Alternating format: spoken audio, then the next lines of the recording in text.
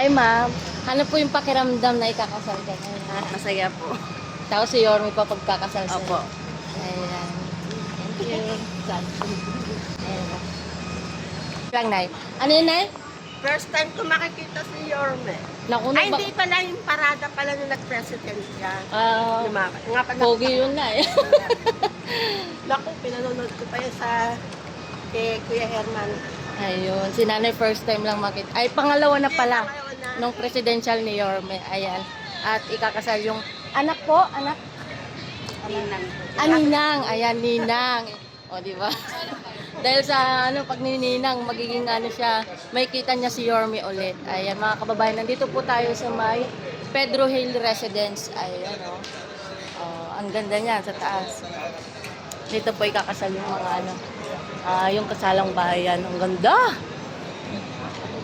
Ano yung dati dito sa? Basketball court sa Aces. Tapos ngayon, kondo na. Gulat nga ako eh. Ganda ba, Sen? Oo. Dati, puta, basketball court to eh. Sir, sa kabila po. Doon. Nagulat si Hanggang Sen. pipla. Naligaw na ako eh. Kasi dito ako lumaki ha. Sabi ko, kinasal yung best friend ko. Ay ko, putya, iba na yung tsura dito ha. Ayun. Para naaanitan ko sa mga mukha nyo, lahat po kayo ay masaya ngayong araw na ito. Tandaan niyo po ha, itong araw na ito, Pebrero 28, 2026. So, hindi po kalimutan. Kasi, kuminsan, ito po ay sabi ng pagkatampuhan pag hindi naalala na mag-asawa ang kanilang anniversary. Ito pong araw na ito ay maraming araw na magpapasalamat. Una-una, magpasalamat po tayo sa Panginoong Diyos. Pangalawa, pinapasalamat po natin ang Rotary Club of Ermita sa pangungulong po ni President Jerry. At siyempre, ang initiative ng dalawang nating Konsyal Mon at Team Yupango. Kasama po lahat ang aming mga kasama konsyal. Itong araw na ito, talaga bang sigurado na kayo? Nakalak na yung dito, baka pwede natin minsan kung sa kasakali. Alam ko, pag ikaw nagsama na, no? Nagsama na ng medyo mahabang panahon. May tanong lang ako. Sa pagsasama ba, marami ba nagiging problema?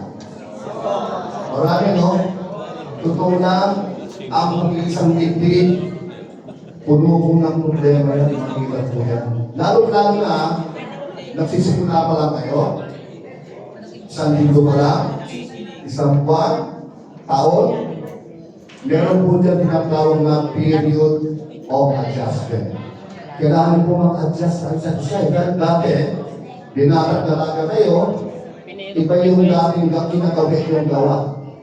Ang akin lang, ang pag-aasawa sa simula ay napakahirap. Di ba? Yung mga susunod dyan, pahirap ng pahirap na. Kaya, dapat maging mag-iisip tayo. Ano ba ang problema? Palagi po natin ilalagay sa aking gitna ang Panginoon. Palagi po tayo magdasal. Kung ano bang suliranin ang problema para po magdasal. Huwag kayong hindi mag-uusap ng isang araw para matapos ang problema. Kasi bakit lalo lumala. Sana ang aming panalangin, sana kayo po ay maging maligaya at ang bahay nyo o silid nyo ay puno po ng pagmamahal. Palagi ko po sinasabi yan, dahil po palagi imposible kung tayo po lahat, kayo po lahat ay palagi po mag-uusap. Huwag na huwag po kayong hindi kakikibuan. Mahirap talaga yan. Pagkat hindi kayo nakikibuan, baka lalong lumala ang problema. Kami po lahat, hindi po kami, pwede nyo makita ng mga inuwan-inom para po kami makatulong o maging magandang kanilang inspirasyon para makapag-isla po kami sa inyo. Muli po, maraming salamat po.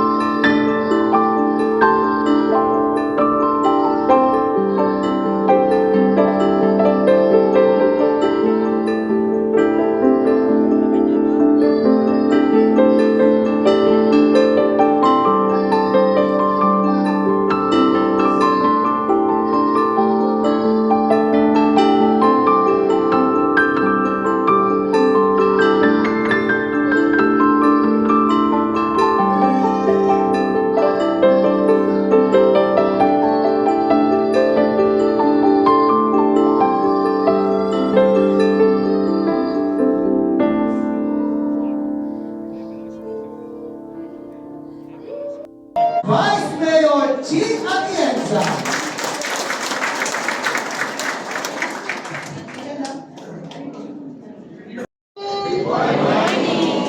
Bago po sa lahat, gusto po magpasalamat sa ating very senior leader na siyang gumawa ng paraan para dito sa ito, Rotary Club, at of course ang ating mga kagaling na alcalde na si Yorme Isko Moreno Villalobos.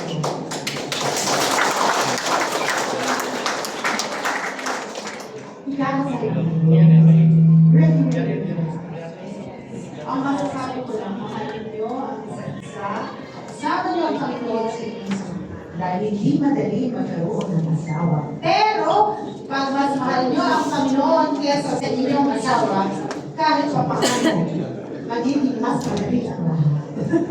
But nevertheless, nandito ako para ibigay ang mikropono sa isang tao na alam kong mahal na mahal niya ang kanyang asawa. In fact, ilang taon na ka?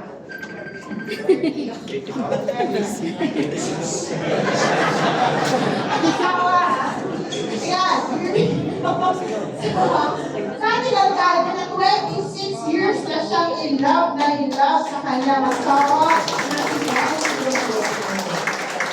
Ang tingin ko, mas magaling magsalita sa inyo ay ang ating alkalde tungkol sa pag-iibigan. Kaya hindi ko natatagalan at ibibigay ko lang mikropono sa ating napakapagmahal na Yorme Isko Moreno.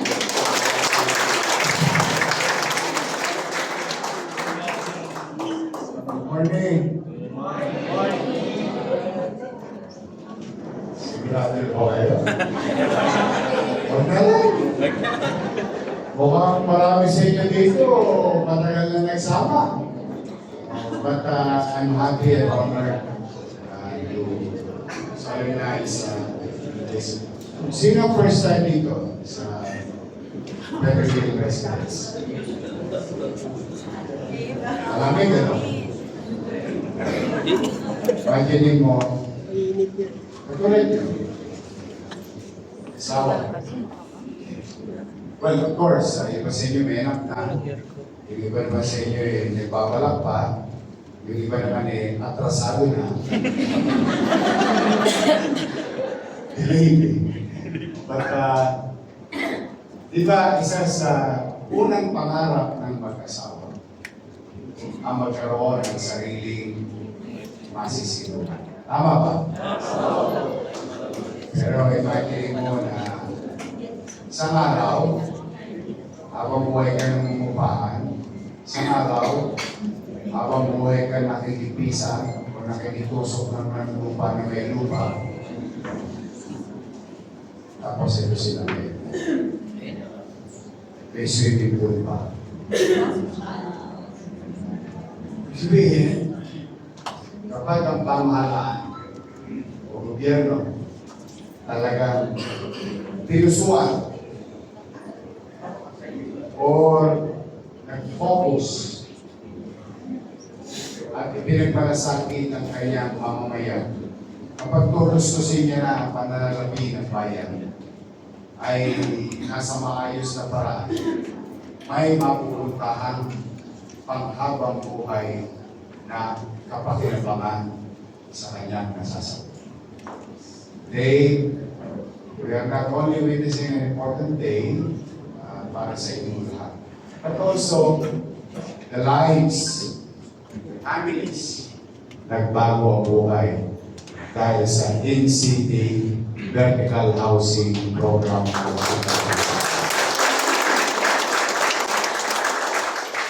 Noong sa araw, groundbreak na namin yung additional Binondo Dominion 2. Kasi natali ko rin Binondo Dominion 2. Ayun, literal yun, 100%. Yung nasa loob nun, mga nasa squatter doon sa San Nicolas. And hopefully, the next batch of squatters, nakatulad ko, sila naman din. Pero kung marami kayo, habang tinatapos yung buhay pagkasawa, hanggang nandito ko, hanggang kaya ko, hanggang may available resources, hindi ako titigil magpagawa ng tahanan o bahay. Wala ka lang kung pareho natin naakutin lahat yun. But one thing is for sure, hindi siya hihinto hanggat nandito ko na pinagkakatiwalaan sa pamahalaan. Of course, may bahay na. Ito naman na lang kung paano ko ipapayuan kung ang mga sobra-sobra na edad nyo sa pagpapakasal. Sabihin, hindi halos nagsama. But you know, it is a very important milestone sa pagsasama ng dalawa. Tayo'y magpapasaloob sa mga alituntunin ng pamahalaan bilang mag-asawa. And I'm very happy that an organization like Rotary, napakarating na Rotary, at yung ating mga musihal, Toskas pa kayo. Ayan ang ating musihal, Solma, Padre Espiritu, David Wilson. Ito, pinatapa. Ng 1950s. Che Borreo, Juan Namanco, ating Vice Mayor, I'm honored today sa malaking kailangan. Pero bago ko ituloy, dahil ito, pag sinimulan ko ito, wala pa ito 5 minuto. Sakal na kayo, ay kasal na kayo.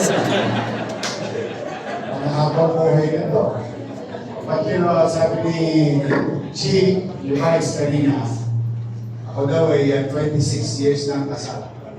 Alam niyo ba, ilang taon kami mag-short up? Ex-girlfriend ko na naging misis ko. One guess. Walang tamang sagot, walang mali sa'yo. Ilan taon kami mag-short up? 20. So, nagkita ko naman. Kaya yung short pala, may short up. 15. 5. 7. Alam ka, ilan taon kami mag-short up? Isang buwan.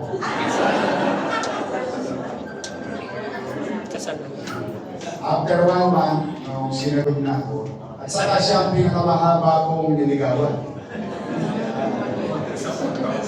30 days kong niligawan eh. Pero pa ko eh. usually, nililigawan ko yung mga babies. Pwede. Tagaliwang link. Shooting ko na. Pero ito, 30 days ako pinira ko. After 30 days, sinagot ako. 1 month kaming mag-shota. Tapos nagparasal na kami. And that was 26 years. Eh, ikaw, men, ba't naman gano'n? Masyadong risky. Tama naman. Two different genetics, style, life, habits, character. Puro magkakaiba. Gusto yun sabihin ko yung sikreto. May sikreto yan. Practice ko yung 2 rules. First rule, white is always right.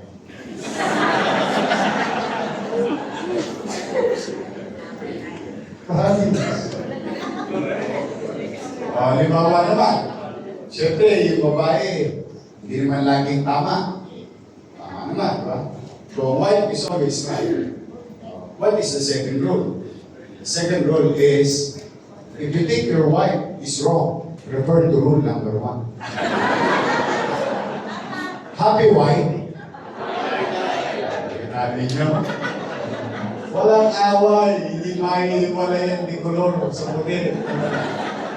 Merong nasa loob ng bulanggo, may outside di bulanggo. Merong nasa papag, merong nasa hapag. Kaya ano wala kang pulsunin. But you know, marriage is not that. There is no playbook. Walang naitala sa mga nasusulat kung paano maging perfect ang isang pagsasama. Wala. At the end of the day, boils down to both of you. Kayo lang. Hindi yung biyanan nyo. Hindi yung mga kamag-anak ng asawa nyo. Hindi mga kapatid nyo. Kayo lang ang mag-ayos. At saka huwag kayo maglalaba sa labas ng bahay nyo. Okay, kasi makikita nila lahat. Pagdating ng araw, napapakialaw ng pagkasama. Kaya kung gusto yung maglaban ng damit, di sa loob lang ng bahay ninyo. Huwag yung hayaan ng mga imaso ng ibang tao. Because at the end of the day, pag itlog ng araw, sino nasa tabi mo?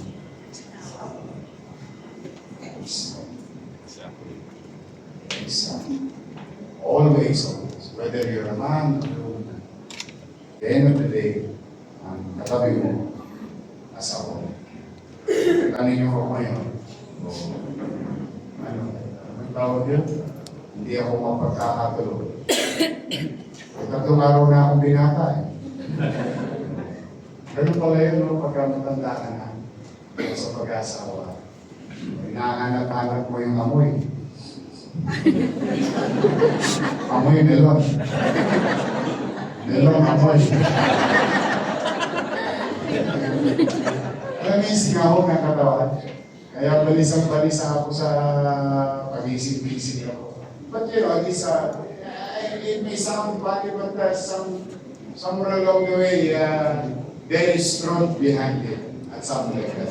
But for now, let's go on. Baka magbago pa ang isip yung nasa wakalin mo. Okay? So, maraming salamat sa pagkakataon na ito. Ako at ating Rotary. Thank you very much. Anniversary nyo. Okay? Let's start. Five is always right, ha? Tayo lahat.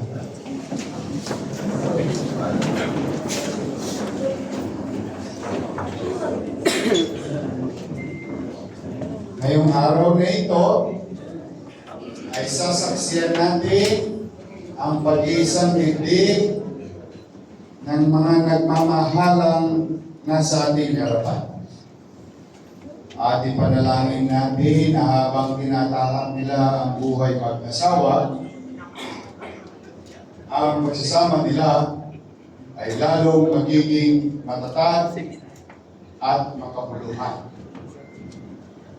Nais kong ipaunawa sa lahat ng naparito na ang kasal sa punong lungsod ay legal at mabisa. Di kayo maaaring pag-iwalayin ang sinuman. Mga lalaki, bukal ba sa inyong kalooban ang inyong pagparito upang makaisang dibdib ang inyong minamahal at paglilingkuran habang buhay?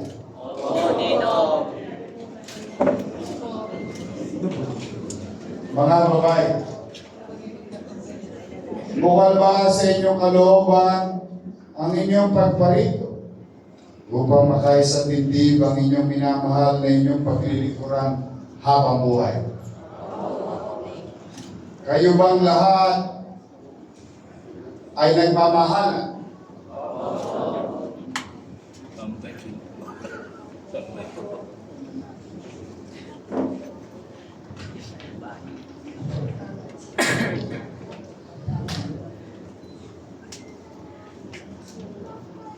Mga lalaki, tinatanggap niyo bang maging kabiyak ng puso ang inyong nasa tabi? Na inyong mamahalin na lisunod sa ating batas at talituntunin ng ating pamahalaan? Nakahanda ba kayong paglilingkuran ang inyong kabiyak habang buhay bilang asawa niyo? Kayo naman mga babae, tinatanggap niyo ba na maging kabiyak ng puso ang nasa inyong tabi? Na inyong mamahalin at lisunod sa batas at talituntunin ng ating pamahalaan? Tanda ba kayong ibigay ang iyong sarili sa Kanya bilang asawa niyo? Paglilingkuran niyo ba siya at mamahalin at ang inyong magiging mga anak? Ngayon, ang gagawin natin ay ang pagsusuot ng singsing. Unahin natin na magsusuot ng singsing ang lalaki sa babae. At makinig sa atin. Ulitin sa babae. Okay? Magharap sa isa't isa at mga lalaki sumunod sa akin. Sambitin ang pangalan ng babae. Para may napakinig mo namin sa kaya tayo nakapag-yung mga bahala. Kaya magkakabutin nyo yan. Ulitin ko. Banggitin ang pangalan ng babae. Kailanman ay hindi kita pagtataksilan. Suot mo ang singsing na ito. Tanda ng ating pag-ibig. Mula sa araw na ito. Hanggang magpakailanman. Sorry ka na. Para kayo yung sumpayan. Okay? Ang susunod naman na magsusunod ng singsing ay mga babae at sumunod sa akin. Titingnan natin kung mas excited ang babae. Sabay-sabay banggitin ang pangalan ng lalaki. Kailan may hindi kita pagtataksilan. Isuot mo ang singsing na ito. Tanda ng aking pag-ibig. Mula sa araw na ito. Tingnan nyo nga sa mata. Hanggang magpakailanman.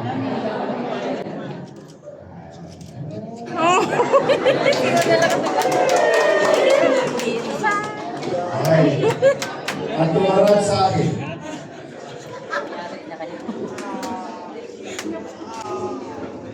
Kung gano'n, sa bisa ng kapangyarihan ipinagkaloob sa akin ng mga umiiral na batas bilang punong lungsod ng Maynila, ay aking ipinahayag at kayong lahat na naparito Except sila. At sila pa. Na naparito ay aking pinapayag at ikinakasal. Ngayon, kayo ay legal at ganap ng mag-asawa.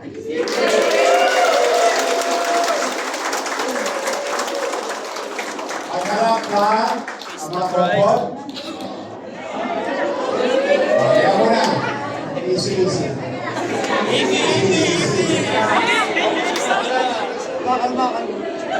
Sasabay-sabay tayo magtuklawan.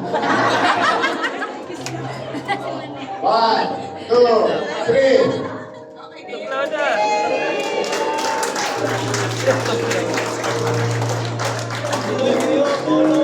Congratulations. Palampakan natin sila.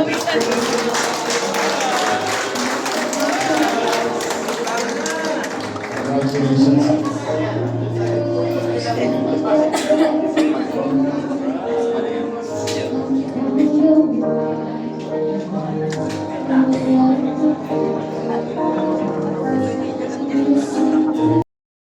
Yan, nakuha na nila yung kanilang mga regalo. Wow, ang dami. Dami regalo, mama. Ayun o. Nakangiti na sila. Saya-saya naman. Oh, yung mag-asawa. Oh.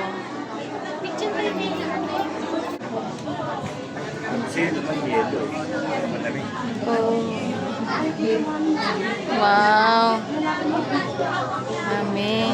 Tapos ito meron. Ito meron. Hindi kita nakipicturean eh. Ang bilis mo eh.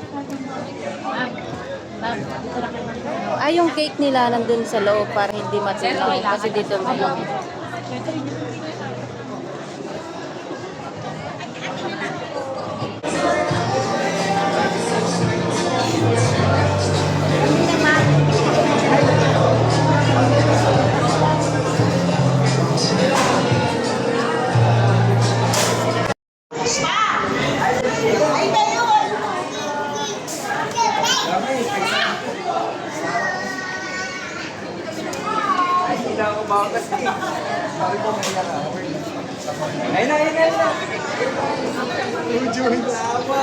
Salamat po.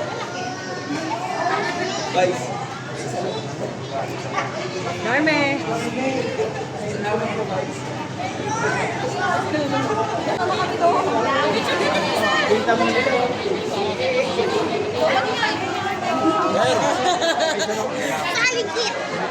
Ay, kami taga dito na kami. Bye-bye.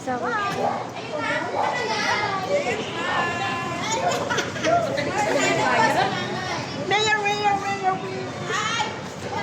Naka, it's me. Ako first. Ingat po, Mayor. Babay po.